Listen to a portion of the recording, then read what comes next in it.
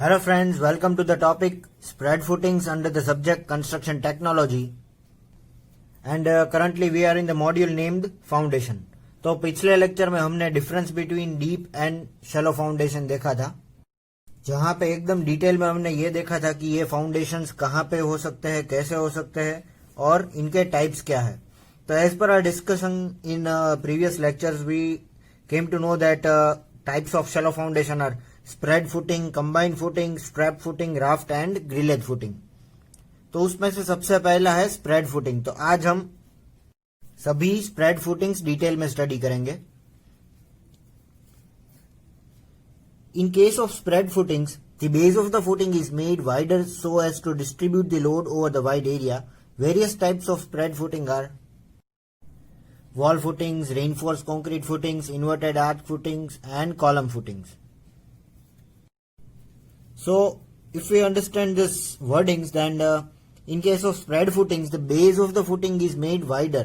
मतलब इसका जो बेस है उसकी विड्थ वाइड की जाती है so that to distribute the load over the wider area. मतलब सुपर स्ट्रक्चर से जो लोड आता है उसका एरिया हम बढ़ा के उसको डिस्ट्रीब्यूट कर सकते हैं evenly by using spread footing. Various types of spread footing are wall footing, reinforced concrete footing, inverted arch footing और column footings. ये सभी spread footings के types है और we can say these are classification. So one by one as we come across you will understand this very easily by using the diagrams or figures which I have shown here. So first one is wall footings. A spread footing for a continuous wall is called a wall footing or strip footing. मतलब ये continuous wall के नीचे बनाया जाता है is called wall footing or it is even known as strip footing. There are two types of wall footing. See again, this is a sub classification of wall footing. Simple wall footing without masonry offsets and wall footing with masonry offset. For this we'll see the diagram. This is simple wall footing or it is a cross section of the wall footing where this block is made up of concrete and this is made up of masonry unit. मतलब ये concrete के block के ऊपर हमें हमारी wall खड़ी करनी है जिसकी मदद से जो भी लोड ऊपर से आता है वो इवनली डिस्ट्रीब्यूट हो जाए. अभी आप जो देख रहे हैं वो क्रॉस सेक्शन है. It is not a linear figure और it is not a plan. ये क्रॉस सेक्शन है. वॉल को बीच में से अगर हम कट करेंगे वॉल और फाउंडेशन को तो कुछ इस तरह से नजर आएगा. And this is stepped wall footing.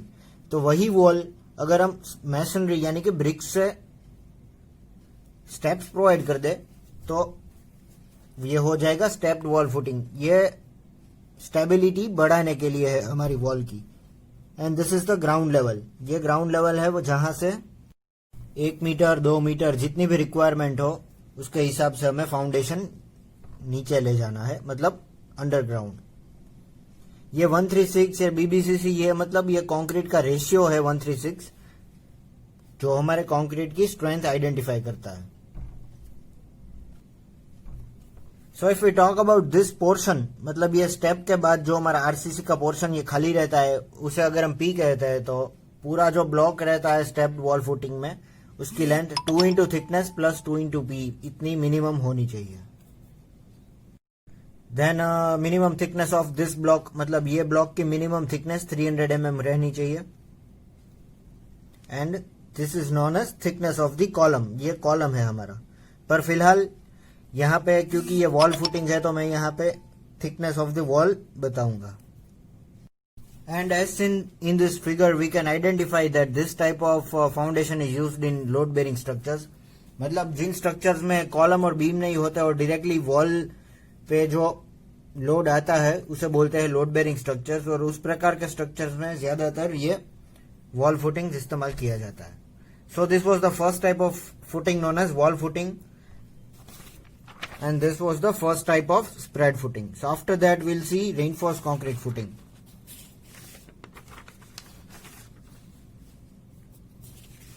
Reinforced concrete footing.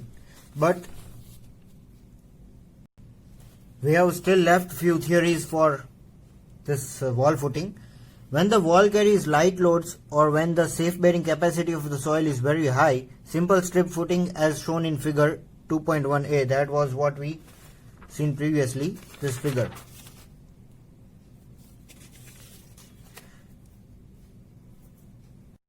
Which means when the wall carries light loads, मतलब ज्यादा लोड नहीं आता, और when the safe bearing capacity of soil is very high, मतलब यहाँ पे डीप फाउंडेशन या फिर कोई एक्सपेंसिव फाउंडेशन के लिए जाने की जरूरत नहीं है जब इसकी कैपेसिटी मतलब सॉइल की बेयरिंग कैपेसिटी हाई है.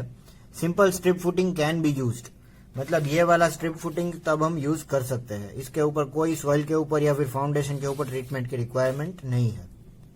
The wall directly a bed of clean concrete of uniform thickness not less than 15 cm is provided below the wall.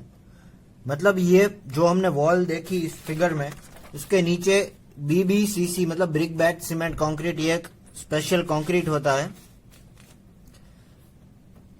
Bed of clean concrete BBCC of uniform thickness not less than 15 centimetre, मतलब minimum thickness इसके नीचे जो हम provide करेंगे levelling के लिए, उस concrete की थिकनेस होगी 15 सेंटीमीटर, और उसके ऊपर ये वॉल फाउंडेशन बनाया जाता है. In any case the depth of the concrete bed should never be less than the projection beyond the wall base. मतलब ये जो 300 mm कंक्रीट का बेस की थिकनेस हमने यहाँ पे दिखाई है, वो मिनिमम ये जो ऑफसेट है कॉलम की थिकनेस है उतना तो रहना ही चाहिए.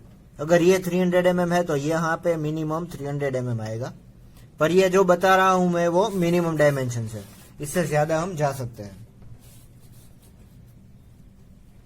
When the wall carries heavy loads or when the safe bearing capacity of the soil is less, the base width required will be more than 2t plus 2p. मतलब जो हमने यहाँ पे देखा 2 into thickness plus 2 into p. P, this is the portion what we have abbreviated with. When the wall carries heavy loads or when the safe bearing capacity of the soil is less, मतलब जब यहाँ पे कुछ access load आता हो या फिर soil पे ट्रीटमेंट की रिक्वायरमेंट है, तब ये मिनिमम डायमेंशंस रिक्वायर्ड है. In that case, it is essential to provide masonry offsets to achieve larger spread before the load is transferred to concrete base. और इस कंडीशन में हमें ये ऑफसेट्स प्रोवाइड करने हैं, मेसनरी के स्टेप्स प्रोवाइड करने हैं in order to provide more stability and have a uniform distribution of the load. Then the next type is reinforce concrete footing. In the places where walls are subjected to heavy loads and the bearing capacity of soil is low, the wall footing described above will work out to be the massive in size.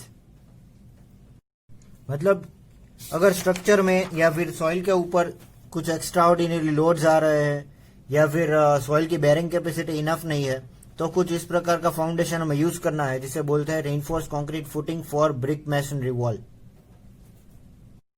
मतलब हमने यहाँ पे जो concrete use किया था वो सिर्फ इस वॉल के लेवलिंग के लिए था, पर यहाँ पे जो पूरा ब्लॉक है, फुटिंग है, ये वॉल को सपोर्ट करता है, ये आरसीसी का फुटिंग रहेगा और इसमें स्टील भी इस्तेमाल होगा, इसीलिए इसे आरसीसी बोलते हैं, रेनफोर्स सीमेंट कंक्रीट.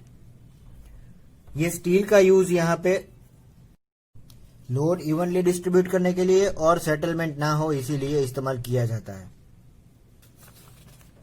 फिर अगर हम कंटिन्यू करें यहाँ पे, in such cases it is desirable to provide reinforce concrete footings below the wall. This appreciably reduces the volume of the masonry wall in footing and depth of the footing concrete, depth of bed concrete, and in such proves an economical. A 7 to 8 centimeter thick bed of the lean concrete is provided below RCC footing. मतलब ये comparatively economical इसलिए माना जाता है क्योंकि it appreciably reduces the volume of masonry work. मतलब यहाँ पे ब्रिक्स कम इस्तेमाल होगी and depth of the bed concrete, मतलब यहाँ पे जो लेवलिंग के लिए हम बॉटम में कंक्रीट यूज करते हैं वो उसकी रिक्वायरमेंट नहीं होगी.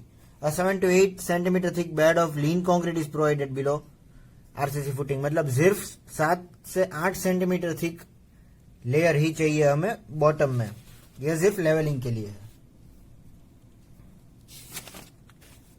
ये फिगर हमने देख लिया. यहाँ पे minimum thickness of the foundation is और footing is 150 mm.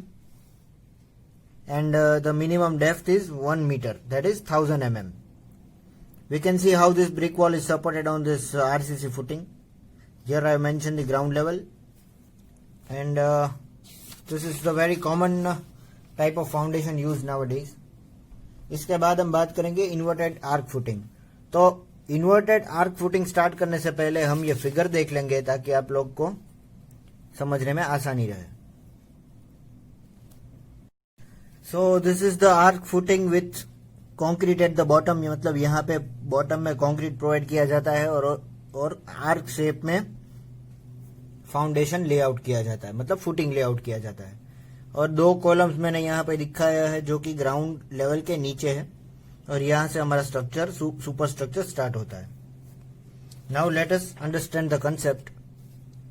In this type of construction it is used on the soft soil to reduce the depth of the foundation.